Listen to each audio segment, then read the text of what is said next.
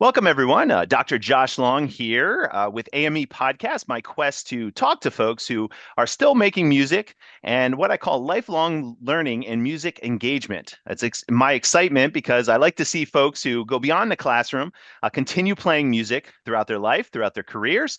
And it's just really nice to talk to these individuals and discuss how they're still making music. We're sponsored by Art and Music Emporium, serving artistic excellence. We do things such as fixing instruments, music lessons. We also have a few performance initiatives going on, such as the annual Community Band by the Sea down in Wildwood, New Jersey. And depending when you're watching this, that usually happens at the end of July, the last weekend in July. We also have the Bethlehem Steel Company Legacy Band. That is also going on in October of 2025, where we go and play tribute to the Bethlehem Steel Company Band, and we actually play more of a historical concert. So it's kind of cool. Anybody can actually participate in any of these events that we have. We actually give you music early, have a rehearsal prior to the event, and there we go. So even if you're from far distance, you can come and participate. If you are watching this on YouTube, please subscribe just so you can see other things of us that come out if you are interested, of course. We are also on Facebook. You can actually give us a like, and then also we're also on Patreon as well. And I use any of the proceeds from Patreon to kind of, again, help people continue making music and this lifelong music education, as I say. I'm so excited about our next guest. I have met him from different conferences. I've watched him from afar with different things that he does, such as taps bugler, a trumpeter and a bugler, as you can see, and you will hear about as you're here on this podcast. He was in the United States Air Force Band and trumpeter, great friend, really into music making, also in historical music. I know he does a lot of reenactment of old bands, so we can kind of go into that as well too. So please give me a round of applause, even though we're not going to hear it, but for Jari Villanueva. Hi, Jari. How are you doing? Oh, fine, Josh. Thank you so much for the invitation to be here today. I'm really excited to talk and a little bit about my career and what I've done over the past 50 years of professional trumpet playing, and I look forward to another 50 years if possible. Just having a lot of fun doing it, and just it's been very interesting how my career has gone into taking so many career diversions. What's really interesting about it is that there's always a musical component to it, which I think is it's been very gratifying over the years. Yeah, awesome. Yeah, and I'm so excited to actually dig into some of that. And I'm sure I'm going to learn quite a bit about you. I'm really hyped about this. But I thought maybe we'll take a few seconds and kind of backtrack a little bit if and not to go and not to say this the wrong way. I always say it to a lot of folks, especially when you've been doing it so year, go back into the days of when you learned how to play music for the first time or interest, if you can remember. Oh, sure. So, actually, I should start off by saying I'm an immigrant. I came to the United States from Finland. My mom is Finnish. My dad's Peruvian. So there's this Spanish and Finnish background to me. And but I was born in Finland, immigrated here to the United States in the about 1956 or 57. And I grew up in Baltimore, Maryland, East Baltimore to be exact, and went to, of course, elementary school, junior high school, and high school in Baltimore.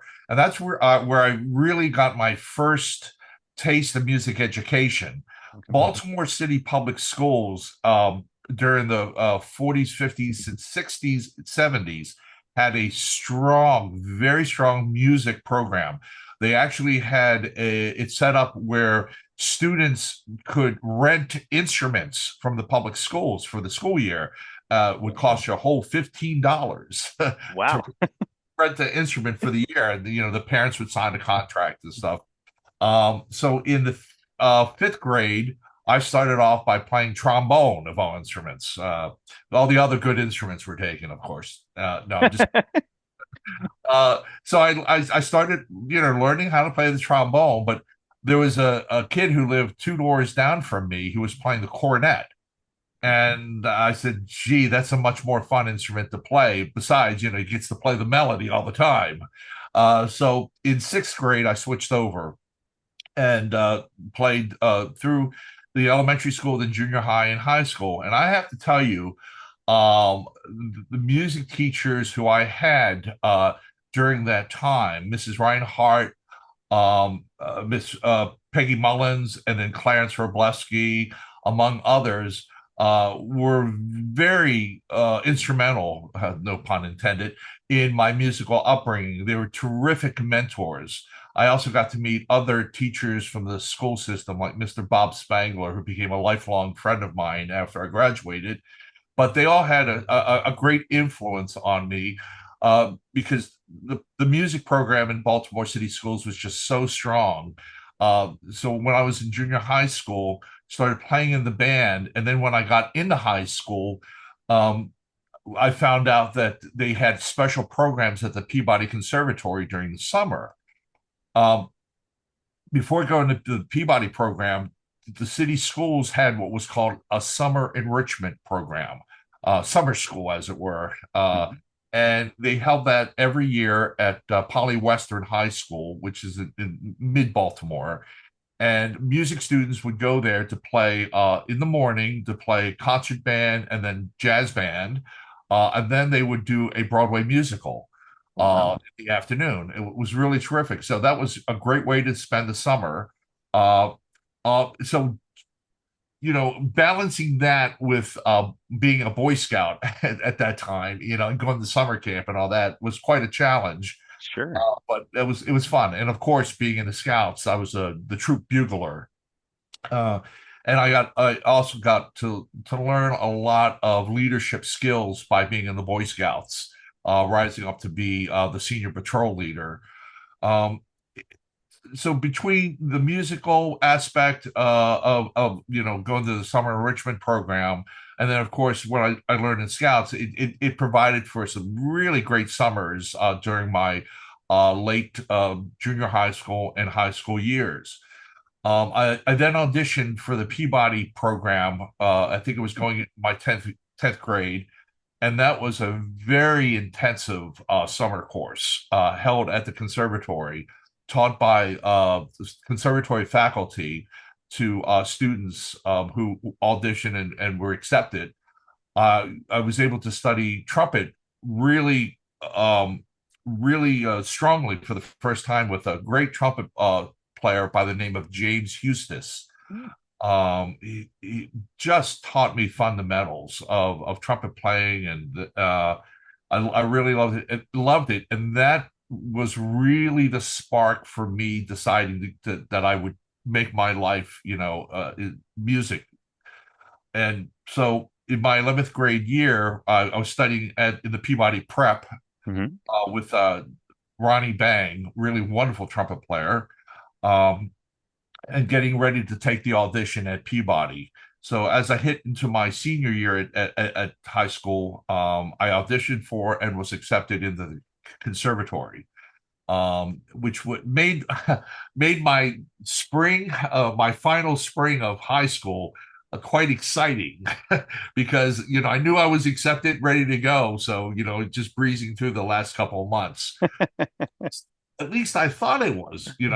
Uh, but yet another factor in my life, and this shows you how great mentors can be in school.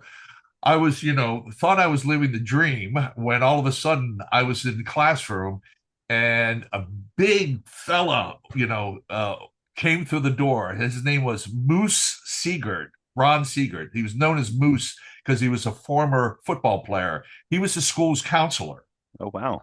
and he grabbed me out of class, took me down to his office, and sort of, shook his finger at me and said, "I hear you've been accepted to Peabody." Yeah, yeah, yeah, I'm ready to go. He says, you're going to need a lot of money."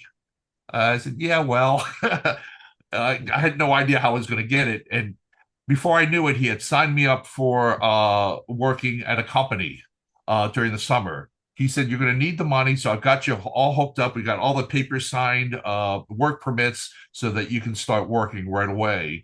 Uh, Wow. my last part of my spring in high school and then all summer, I worked to help raise money. So did my 4 years at Peabody. Was wonderful. Great teachers. I studied with Don Tyson, who was the Mhm. principal trumpet of the Baltimore Symphony. I had some really great theory teachers, music history teachers, and great ensemble playing with some just really wonderful students from all over the world. So when I graduated, I thought, well, I'm going to go on to a teaching career because I had actually studied music education, Oh, okay.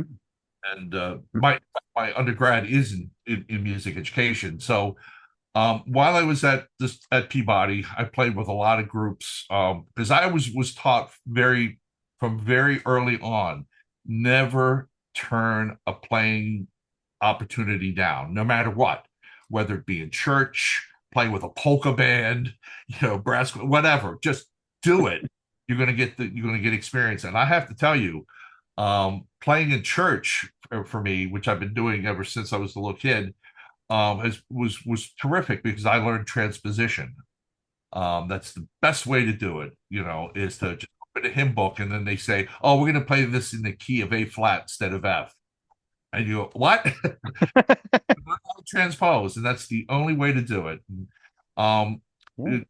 in high school and through Peabody, I played with a polka band. Being an East Baltimore boy myself, Yeah. playing those kind of dances was really big. And that helped, also raise money. I formed a group called the Peabody Ragtime Ensemble that played music of Scott Joplin. That was really big at that time because the movie The Sting had come out, and the Uh-huh. new Ragtime Ensemble was very popular. So we formed one at Peabody, doing the sort of the exact same thing as them, doing these arrangements, and whatever arrangements we couldn't find, I did myself, Yeah. and popular for a while. And then I started my teaching career, did that for a while, and then dropped out of teaching to go to graduate school at Kent State University in Ohio. Um, my I was very blessed with the great teaching that I got at Peabody and the great mentorship because when I sat down and took placement exams, I passed out of music history, music theory, passed out all these courses, and then adding up all the credits, I found that I could graduate in 1 year, Wow. master's. So it was a very good experience to be out there. I studied with a trumpet player by the name of Mike Chun, just a wonderful player. I learned from Don Tyson at Peabody the orchestral side of playing. Hmm. Mike Chun, he was very big into solos. And so I went through a lot of the solo literature with him. And that was just a terrific experience. And then I studied musicology, which really helped develop my love for going to do research. As you know, Hmm. musicologists are really into that stuff. And at a time before computers, you would actually have to go to the libraries and go through the index cards and then go wandering through the stacks and stuff, which I learned to do and learned to love. And so I got a great experience. I came back from Kent State in 1983 or 84 and was really, all full of vim and vigor and the player and felt great. And I auditioned. There were all these openings for bands. The Navy band had an opening. The Air Force band, the Marine band had openings, and I went and took auditions, and nobody took me. Everybody turned me down. And I felt really, like, oh my goodness, what am I going to do now? And what was interesting is that several years earlier, I had been offered the job with the Army Field Band, and I had Okay. down. It was, I hate to say fixed audition, but it was at a time where if you knew people in the band and they wanted you, they could get you in. Got And it. I thought about it. It was just like early 80s. Thought about it. I said I didn't want to do the touring. The field band represents, of course, the U.S. Army around the world on their tours that they do. And I at that time in my life, I just didn't want to go touring. Hmm. Um, so now that everybody now has turned me down, the Navy did offer me a chance to go out to the fleet, And I said, So I went back to teaching. Hmm. I found a teaching job. A friend of mine in Catonsville, Maryland, was just moving up the ladder from being a band teacher to going into administration. So his position was open. So I was able to get that. And I was happy to, restart my teaching career. And I thought that's where I was going to be going. Had a great kids. It was a middle school. This teacher had left me with a great band, a great orchestra, really good program that was in place. I said, "This is it." And then the Air Force called me about 2 months in to my Wow. teaching. They said, "Hey, you were number two for the auditions, and number one can't go in for whatever reason. And so if you're interested, come on down, and we want to hear you again." They didn't want to, I guess, didn't want to redo the entire process. Hmm.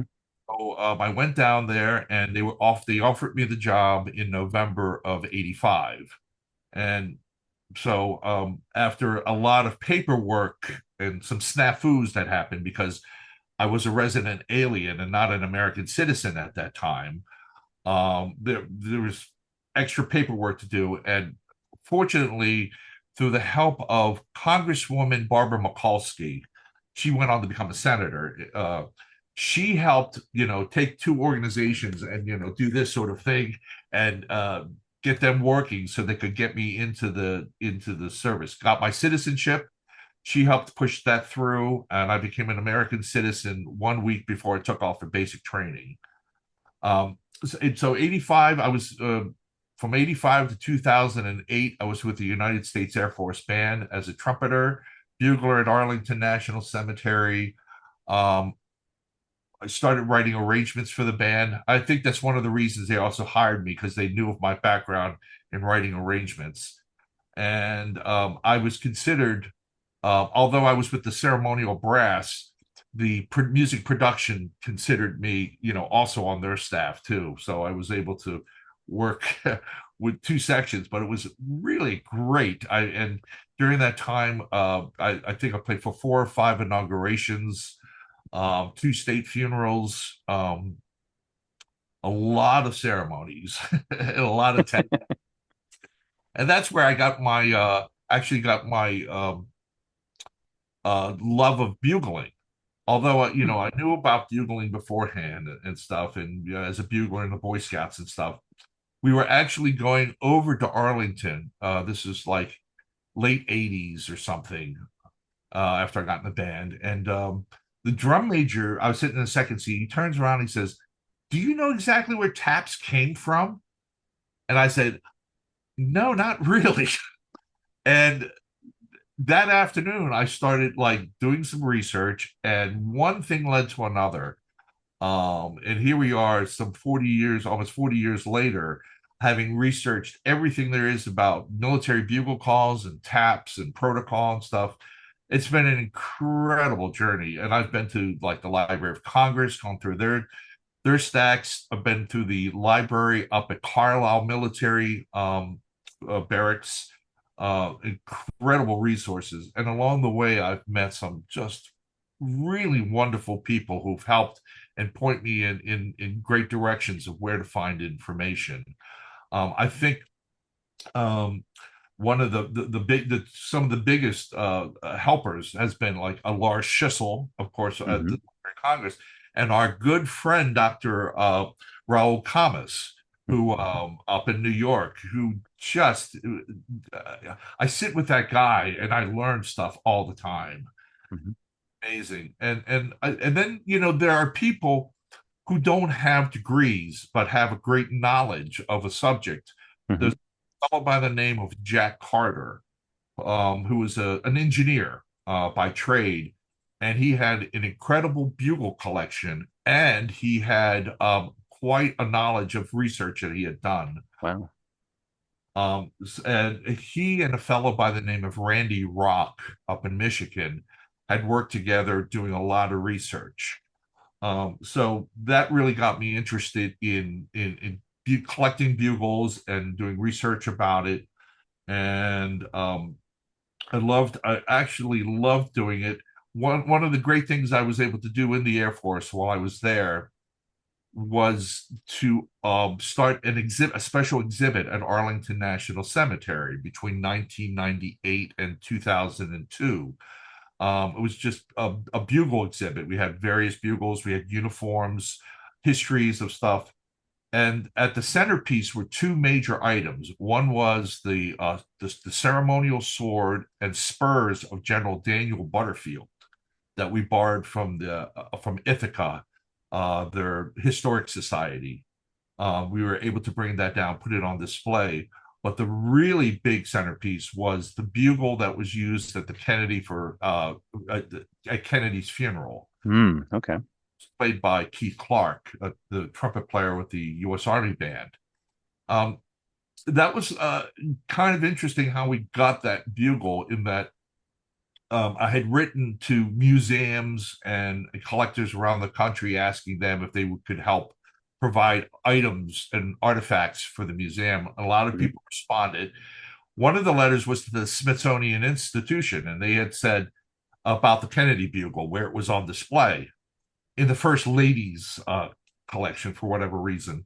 Uh, so I had asked about that. They wrote back and said, no, we do not lend out anything, especially if it's on display.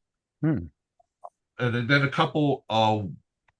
about a month or so later, I got a phone call from a woman who was one of the curators at the institution, and she had said, your letter prompted a search, a document search on the bugle to check on its provenance. And it came back, there was no information. They could not find anything on it. Wow. So they said, if you get a letter from the U.S. Army Band commander, we have to give you the bugle back. So the next morning, knocked on the door. Colonel Shelburne was really great. We wrote the letter. He read it through. He signed off on it, and we went down. And the army guy I was working with went down and picked up the horn, and we had it on display at Arlington. And I'm happy to say it's still on display now in the Welcome Center. So for anyone who visits Arlington National Cemetery, if you go through the Welcome Center, it's off one of the side hallways has the bugle that was used at the funeral. I'm kind of hoping that in the future they build up a little bit more of a display for the instrument and considering the history of that day.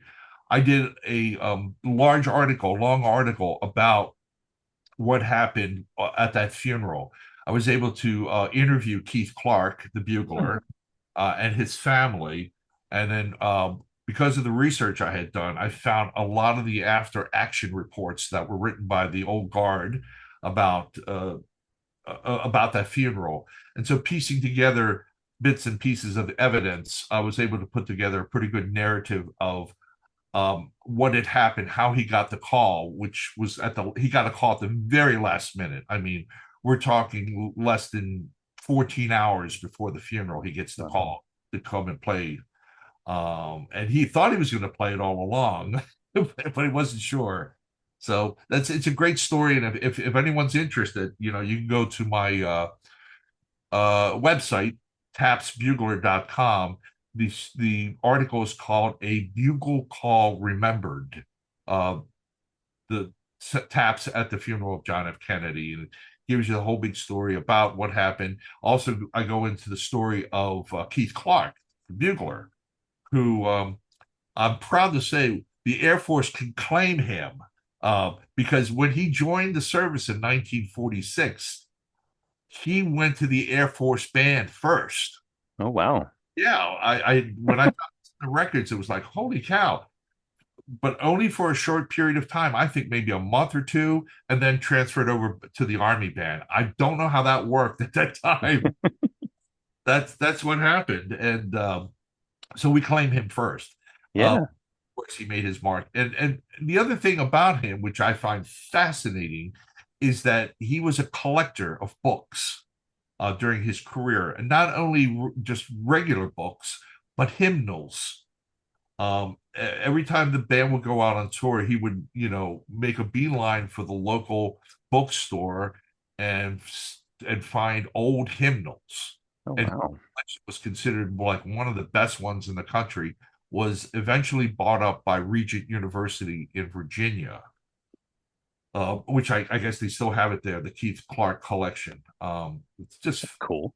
fascinating, man. Then he went on to teach up in Maine, had a summer home in Florida where he played with the South Florida Symphony Orchestra. He took up marathon running in his later year. Well, maybe not marathon, but took up running in his latter part of his years. Unfortunately, suffered an aneurysm and passed away, I think at the age of 74 in Hmm. 2002, and is buried at Arlington National Cemetery in a section that's unofficially where a lot of Army band musicians are buried. Oh, wow. Yeah, there's a section 32. Now, very interesting, that section is just a stone's throw from the grave of General John Pershing, Blackjack Pershing. Mhm. Uh, it's fitting because the band is called Yeah. Zone. Uh-huh. um, Wait, if I can may ask you a few questions, then we'll kind of I actually want to go into like some of the taps bugler things too, which we're getting there already. But I was just interested before we head into that way, what has been your like motivation with just music, and watch yourself, perform and teach and get into taps and bugling and all those kind of different things. And I'm just interested just because it seems like you had an interest for music and then you kind of took that life from scouts and also, life of teaching and you're still teaching, even though that you're not officially like, teaching in a school. I mean, you're still educating quite a bit. I mean, goodness gracious, you have tons of research out there and composing and, arranging and all kinds of different things. So I'm just interested just to, hear what your motivations are, if I may ask. well, it's funny. I guess underlining motivation in anybody's career is to make a career, to make a living doing it. Yeah, definitely. And they say what is the line? If you love your job, you'll never work a day in your life. Hmm.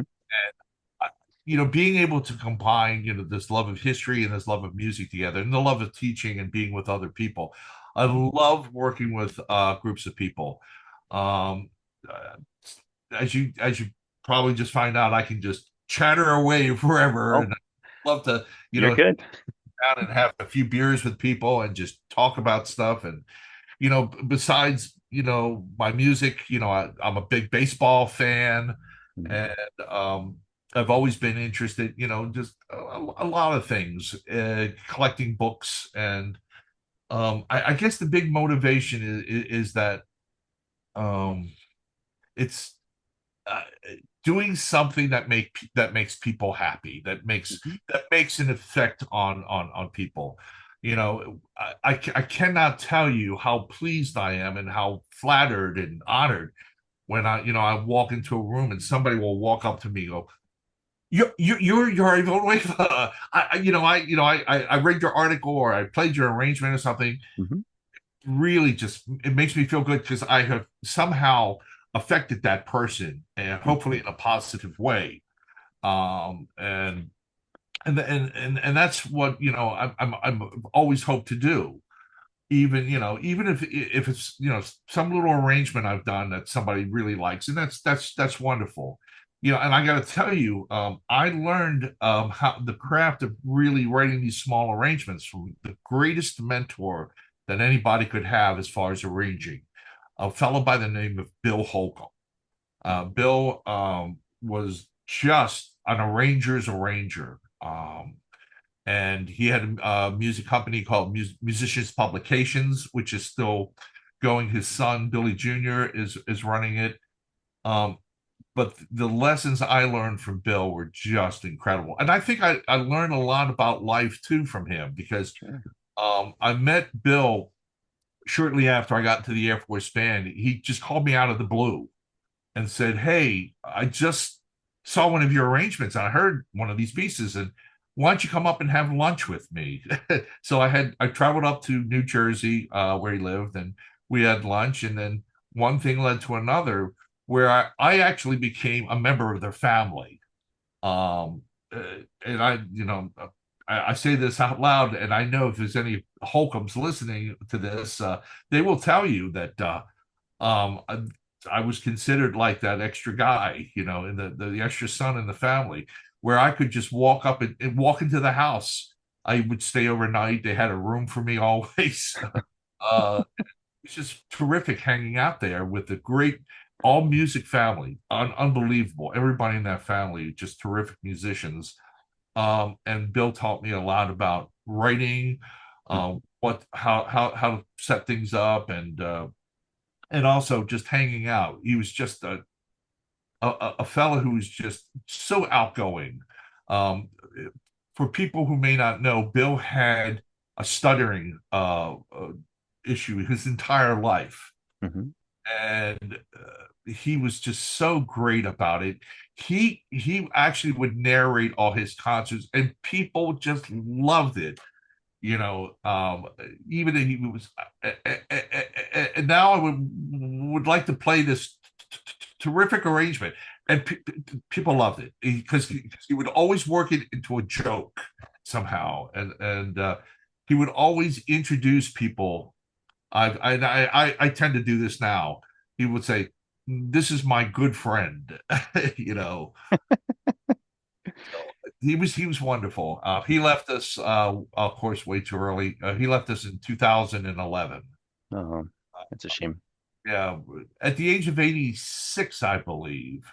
Really full life. And the other thing too is really funny is that I attended his 50th um, high school reunion Oh, because we wow. put together a band, and that was in 1992. We graduated high school in 42. So in 92, I went, to play in his group that he put together. And at that time, I was thinking, oh my God, these people are old. It's so in 2023, I went to my 50th, and I'm still saying, well, those people are so old. But it's been a great career. And like I said, being Yeah. able to work with people, um, it has been just a thing I really love. And if I find out I've affected somebody some way, it makes me feel good. Um, I know that happens every time I play taps Mhm. because the family is Yeah. listening, and that that taps is going to be remembered by them. That that's why I always strive in a way. I always tell musicians, really make sure it's perfect as you can, because that's the thing that they're always going to remember, and that's you'll be remembered for that. So Yeah, I know, and it's so awesome that you created like this large network, of taps and playing, especially for when our fallen heroes come home. Because I have to say, I think I shared this with you, and from the small town that I grew up in, when I was running a music store down there, there was the Legion. One of the Legion members came to me and was like, "Do you know anybody who could play taps?" And I felt horrible just because there was nobody, to do it around our area. And I know that's changed now, and especially, having your network and everything. And I think I told you, I'm a low brass guy, and I went and did it, just because it was either me or nobody. And and I say this, and of course I cheated a little bit because I used the G horn, but we won't talk about that.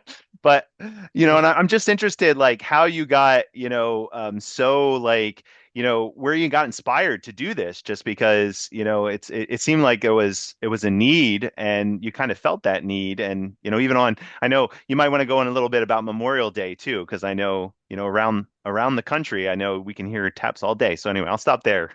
oh, that the need came about basically in the late 1990s. The Army, the whole military was suffering cutbacks, and they were trying to figure out, okay, we still need to provide buglers for funerals. Mhm. DoD came up with the idea of having boom boxes, and with either a cassette or a CD. And the Department of Defense actually published a big box with military funeral honors, how to do them, and a CD Mhm. on it.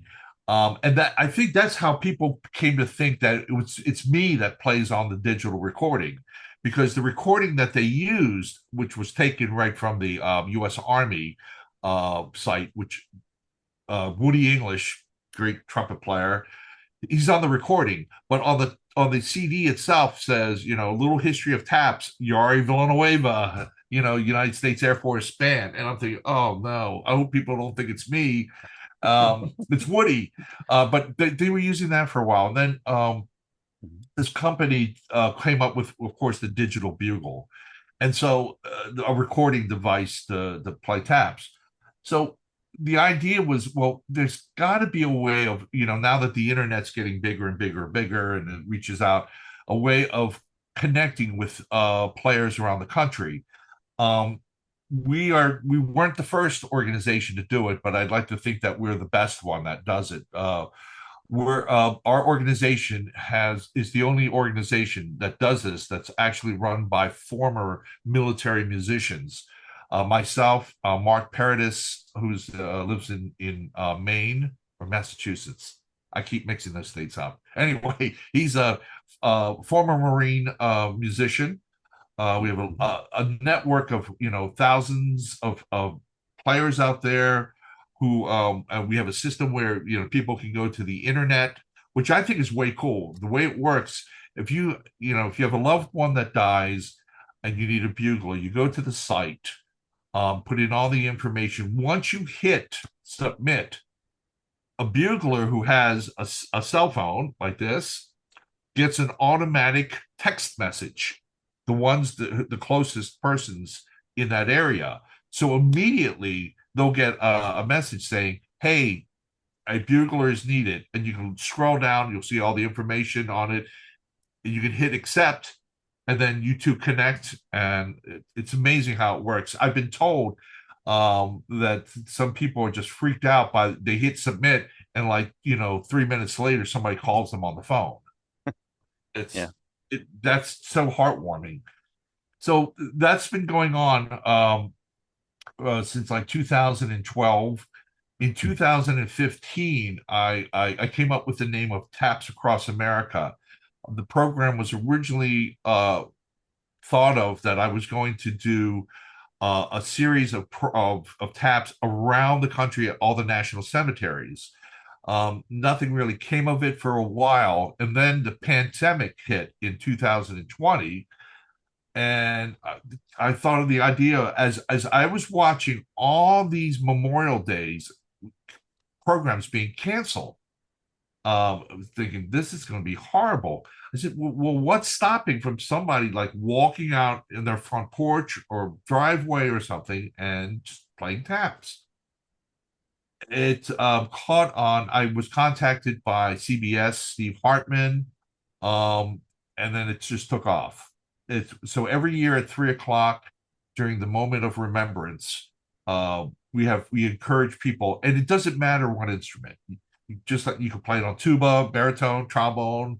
We've had violinists, flute players, had rock and roll guitar players, church organists, you name it, accordions, bagpipes at 3 o'clock. I mean, the whole idea is to honor those who gave their lives in our country's defense. Mhm. Um, and I know people say, well, it's only supposed to be played by a bugle and trumpet. I get that, and that's very understandable. But for this one time, everyone should be involved. And the reason it came about was that originally it was going to be just trumpets and cornets. But I started getting all these messages from people saying, well, why can't I do it? No one's allowed to do anything for this year because of the pandemic. Right. Why can't I go out with my clarinet? And just hit, why not? Yeah. So it's Well, a successful, we just did our 5th year. Um, that and then of course up in Gettysburg, every night during the summer we do the 100 Nights of Taps. That's now in its 9th year. Wendy Allen, who is the founder of that program, has just done a superb job in making sure all the logistics happen with that. They have really wonderful volunteers who come out every single night to facilitate the program, and it's that's been a great thing. And once again, this is a way of reaching out to people and Mhm. teaching them, and it's great for it's just Yeah. great around because you have people who come in from all over the country to play. Yeah, I know. I have a couple friends who come and do it all the time, and just friends of friends and all of that. And I just think it's great because I find like even how you're saying, taps across America. It's nice to have everybody involved and pay that homage, and that's I think that and be honored to do that because I always say this all the time. I'm a big argumentative person about it. It's like it's Memorial Day weekend. It's not just a vacation. We got to actually remember on Monday, and of course. I play a lot of parades, but I always say that just because, I don't know, it's just important, especially in our country. And it's just awesome that you did that because it's like how inspirational that, you have this kind of network going and that's kind of like the next piece of it too that, you're offering to folks. I mean, it's just amazing. I just want to say that. Well, thank you. And every year it gets better and better, and we're trying to develop now because of the way technology is going. What I would like to do is be able to reach out to everybody who registers and be able to send them something, a certificate of appreciation. The first year, I promised everybody a patch, a Taps Across America patch, because Mhm. I thought, oh, we're only going to get maybe 200, 300 people involved. I had to mail out over 5,000. Wow. It's like, uh, 5,000 patches. I mean, I'm not, I didn't think it would take off that much. I'm Mhm. glad it did, and I was happy to mail them out. It took me weeks. We had some volunteers come over and help put them together. But I think as we go along with technology, we'll be able to electronically send out thank you, uh, especially next year. Um, so that's been a great program. Of course, after retiring from the Air Force, Mhm. I spent 10 years working for the state of Maryland as the director of military funeral honors for the state. And that was a great position. I worked directly for the adjutant general. He was my direct boss, and working for which is right below the governor. I was responsible for Army and Air Force funerals in the state that came through our request system. Uh, During that time, I was responsible for about 30,000 military funeral honors, including two former governors of the state, one former adjutant general, and one Medal of Honor recipient, the last Medal of Honor recipient from World War II, who was actually living in Maryland. And that was an incredible experience because he also was a Baltimorean, received the Medal of Honor on for his actions on Christmas Day, 1944. In the cold weather, he charged a German position, Mhm. and he only found out about him being awarded the medal when he was in the hospital recuperating from his wounds, and somebody leaned over and asked him his name, and he said, "Yeah, that's me." He says, "According to Stars and Stripes here, you just received the Medal of Honor." He goes, "Really?" Wow. So, yeah. So when he went back to Washington, he was awarded by Harry Truman. Um, it was a very interesting. And then he got home. He went right back to doing his work as working for the Baltimore Gas and Electric Company, and then lived his life out very quietly in Northeast Baltimore. We got to meet him because there was a time when all the living Medal of Honor recipients were given a flag, a special Medal of Honor flag. Mhm. He at first refused it. Because he didn't want a politician to give it to him. So he said, "No, I'm not taking it from a politician." So the adjutant general and myself, along with a few of our soldiers, and we went over and visited him and he happily accepted it from the adjutant general, a soldier to soldier, Yeah, totally sure. Yeah. and that was nice. And we of course said, whatever you need, you just let us know. Pick up the phone, call us anytime. But most people in his area had no idea about what he had done or that was a Medal of Honor recipient. And when he passed away, a lot of people were surprised. He did what? What? Mhm. Couldn't believe it. So he's buried in Baltimore, and it's a local cemetery, not in Arlington National Cemetery. But it's amazing how many people showed up for this funeral, especially from the military. And that was incredible experience. So I did 10 years with the state. That was a great experience. And then, I left them in 2017 thinking, okay, I'm going to retire and just do research and stuff. And 220 happens, the pandemic hits. We start Mhm. working more and more with the TAPS for veterans. And then I got a call from the Doughboy Foundation in Washington, D.C. Mhm. And they said, look, we're thinking about the new memorial to World War One that's going to open. And we're looking at having TAPS perform there. And I said, that's great. What are you thinking? And they said, we're not quite sure whether we want to do it like weekly, monthly, special events, but we just want to know if it's going to be possible to get buglers.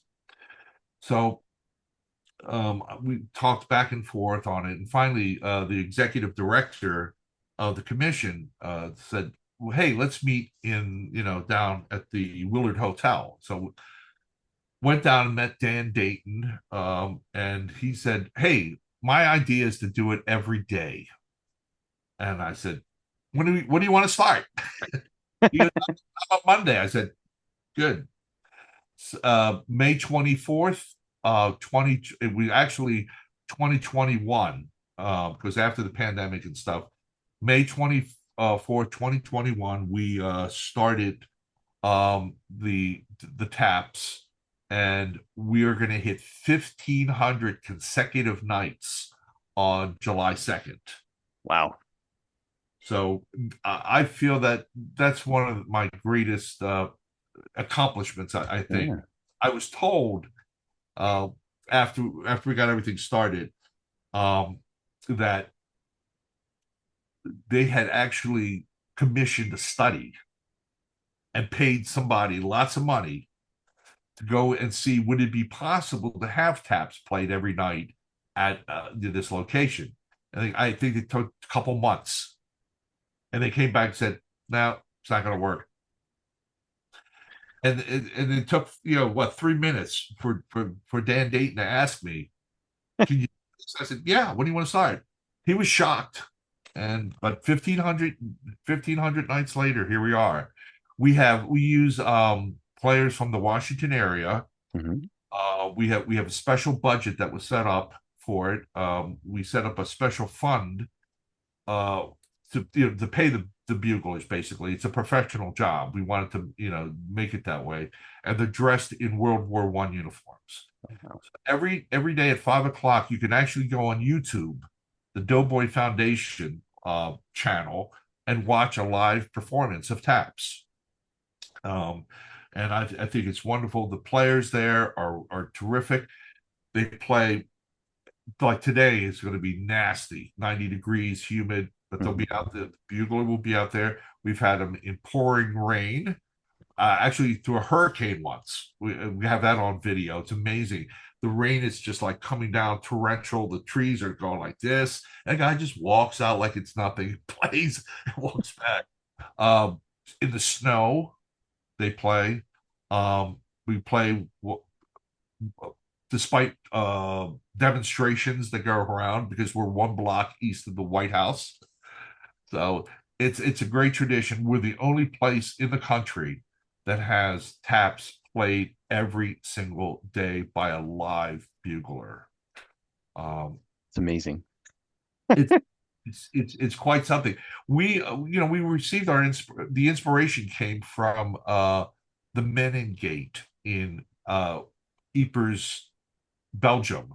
Mhm. where sound the last post. They started in, I believe it was July of 1928, and they haven't missed a night since. And so in 28, they're going to be commemorating their centennial. They have recorded well over 33,000 nights, consecutive nights. So when we hit 1,000, I have friends that are part of the Last Post Association, and we're all good. They came over to play for us. We went over to play for them, and so we emailed them and said, "Hey, we hit 1,000. We're catching up." So uh, they're really wonderful. So it's doing this is such a great way to honor not only the soldiers of World War One, the 4.7 million Americans who served in uniform, but also every person who served in uniform in our, we honor everybody. Yeah. Decided to do was to offer it to people, to anyone, if you want to make a donation to honor a loved one. We have a special way. We have a special thing on our website. You can go in, sign up, and get a date and make a donation, and we will honor that. And they have a crayon that runs along the bottom of the screen, and it tells the background of the person being honored that day.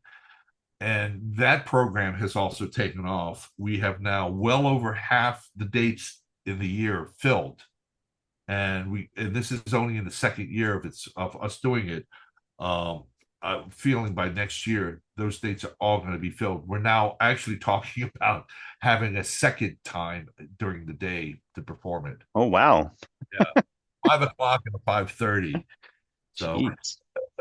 That's awesome though. I mean, it's just I don't know. It's just such an honor, that you're involved with that. And it's so great just to, get everybody to, to perform that and especially just honor them with, taps and especially honored loved ones. I mean, I don't know. It's just I always say that, it's, as you know, you make the ultimate sacrifice, as we always say, to be in there. And it's just, I just can't say anymore how cool you're just using. I know it's taps. I know it's much more known, all of that, but you're using music to, honor those people. That's, well, it really does. It really makes an impression. We've had people who, which really got me. They buried their loved one at Arlington and made a reservation for that same day. So they did the funeral, and then they came over to the memorial. The woman was clutching the flag from the oh funeral wow. to listen to the taps performed in their honor. And it was like, holy cow, that's so that plus, we do special programs at the memorial. We're doing concerts. We're supposed to be doing a concert tonight. For those who are watching this in the future, today is the 19th of June, Juneteenth, and our band, one of the groups that was formed from the Doughboy Foundation, is the American Expeditionary Forces Headquarters Band.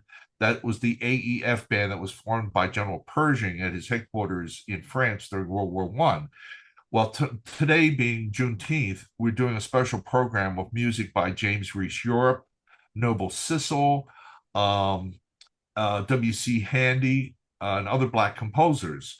But unfortunately, tonight it's really bad weather-wise. There's strong storms coming, so hopefully, when I leave this podcast today, we'll be able to have the concert.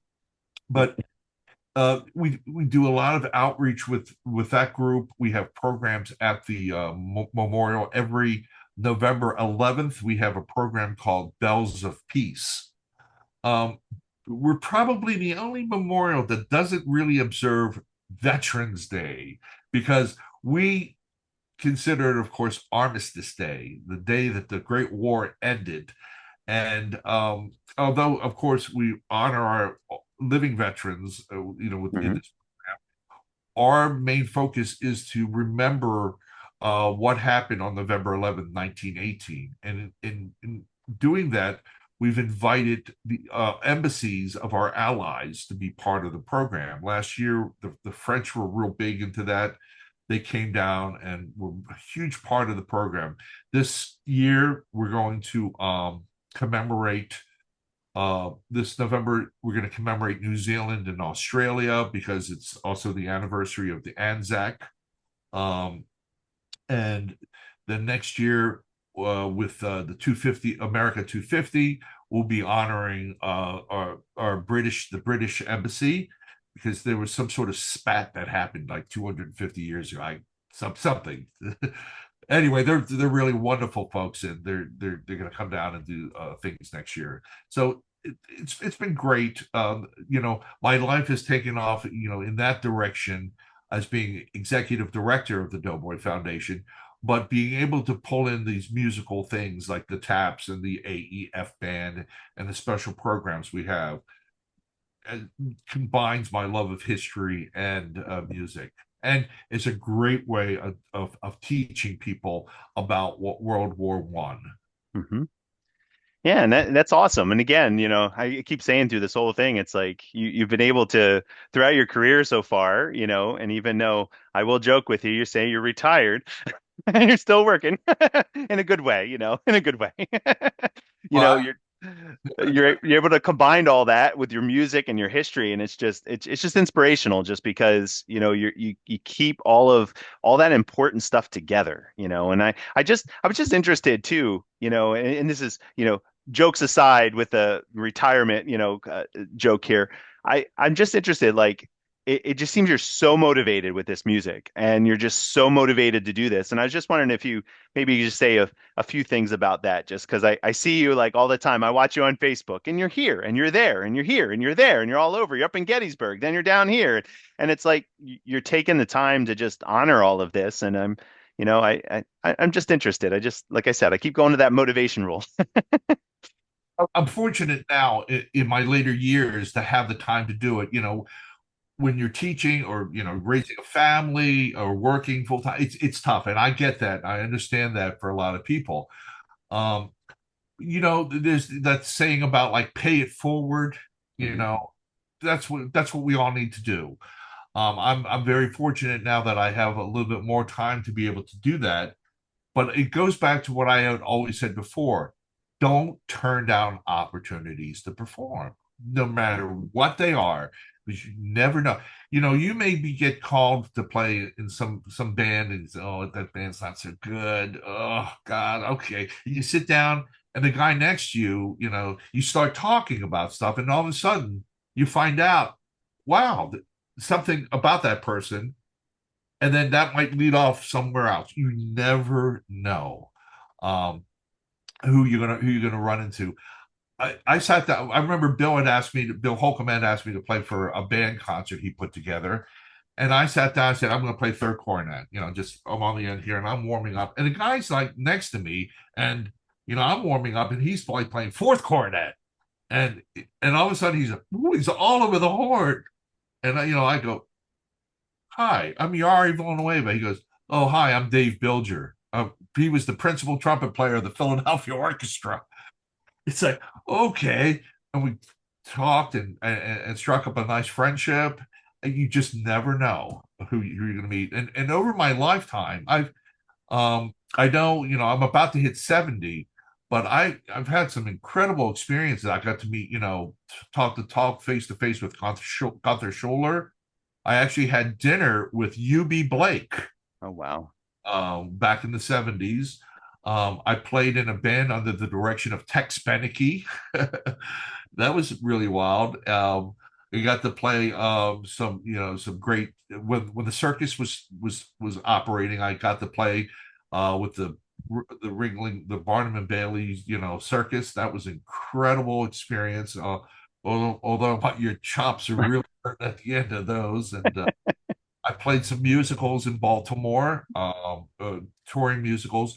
I played Bubbling Brown Sugar when that came off Broadway. For their first stop was in Baltimore. Got to meet the original cast. They all signed a cast album for me. I played the Music Man with Tony Randall, of all people, as Wow. Professor Harold Hill. That was, it's like I said, don't ever turn down an opportunity because you never know where it's going to lead. And just if you stay involved with a passion of yours, you'll reap the rewards. Mhm.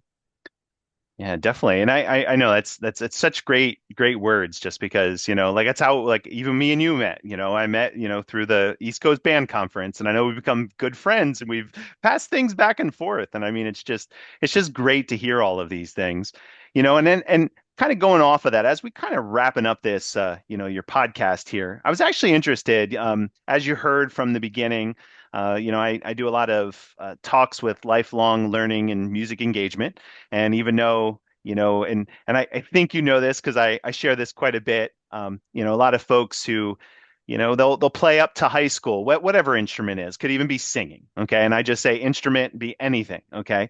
They'll play up to high school and, or if, do a little bit in college and then it stops. And I know life happens and I hear all the stories, this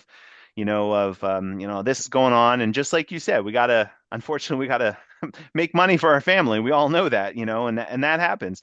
But I was just interested in, what you have to say about that because I know you are involved with, guest conducting, for example, with some community bands and different, adult learning groups and those kind of things. And I know yourself, even at Crossroads, I know you were still playing trumpet and you were still teaching back and forth, and then you went more professional and, and you're still doing that now, education and history and stuff. And I'm just interested in what you have to say about that because, I come across a lot of people who, I tell them all the time, I want you to, keep making music, and keep getting involved with that. And I thought, as we're wrapping up this, podcast, what you have to say about that. Well, one thing, it's very important. Family is always should be first. Family is number one. If you have a good family behind you, that makes all the difference in the world. Um, I've been, very fortunate in my life. I come from a big family, six sisters and one brother, and we're all very close. We all hang out together, and it's just been wonderful.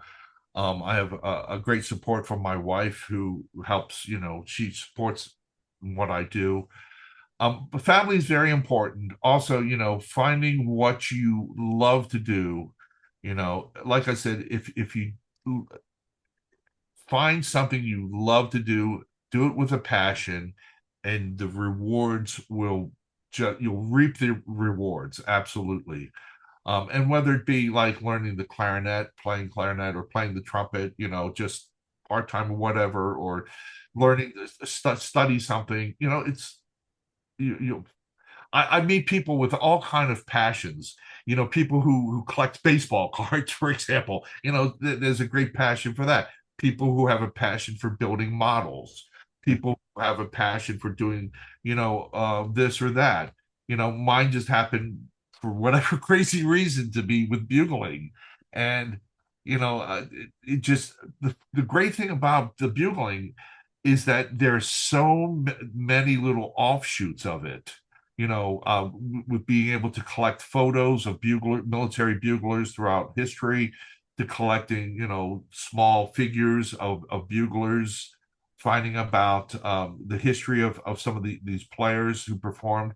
One of my projects has been finding out the buglers who played for all the presidential funerals. And I've been able to get just about every single one. There's one or two that are kind of sketchy, but only because nobody's quite sure who did it. Mhm.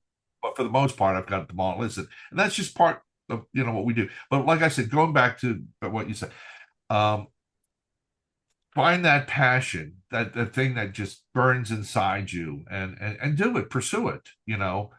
Um, but always remember your family. Always, take time to spend time with your family.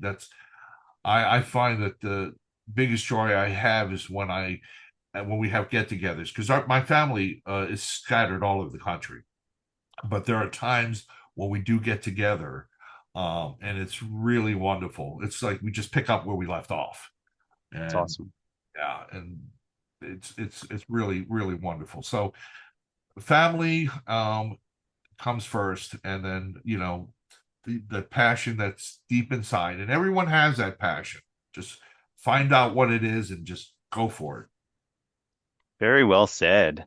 Well, thank you, Yari. I mean, I appreciate it. I appreciate you taking your time, out of your busy schedule, and I say that because I know you have quite a bit of stuff going on. And I do want to say, you're a true inspiration, especially filling in the need. And I know this is coming from small time me. I always say it that way because it's so great to just see somebody who honors America and honors, our veterans and our fallen heroes in the way you do and how, dedicated you are to that just because, it's definitely it's something that it really needs to be there. And I'm just so happy that you have it there. And I appreciate that, and as well as your years of service, in the military bands and continuing even today as, as a, retired military bandman, just how great you are just so inspired to, continue and help our country and help the people who are in it. So I just want to thank you for that, just because, it's just so great that you're doing that. Listen, thank you. Doing podcasts like this, hopefully, there's going to be a young guy, a young woman out there who's going to say, "Yeah, this is great. It- we need to continue that. We need to mentor the next generation of musicians, of historians, and people with passion. And hopefully, I'm not going to be here forever, so hopefully, there's someone who's going to pick up the stuff. I was, like I said, I've been fortunate. I had people before me who passed on this love to me. If I can pass it on to someone, I've done my job. Yeah, definitely. And I'll just so folks who are watching this, I'll definitely put all of Yari's contact, Taps Bugler website and all of that in there for you, just because, even, if you're a historian or even a trumpet or bugler, we be a part of that network. I mean, it's just amazing. So again, thank you so much, Yari, and I appreciate again what all you're doing, and and I hope you have your concert today. That's on my mind right now. I appreciate that. So do I. Everyone who listened to this, and hope you got something out of it. And feel free to get in touch.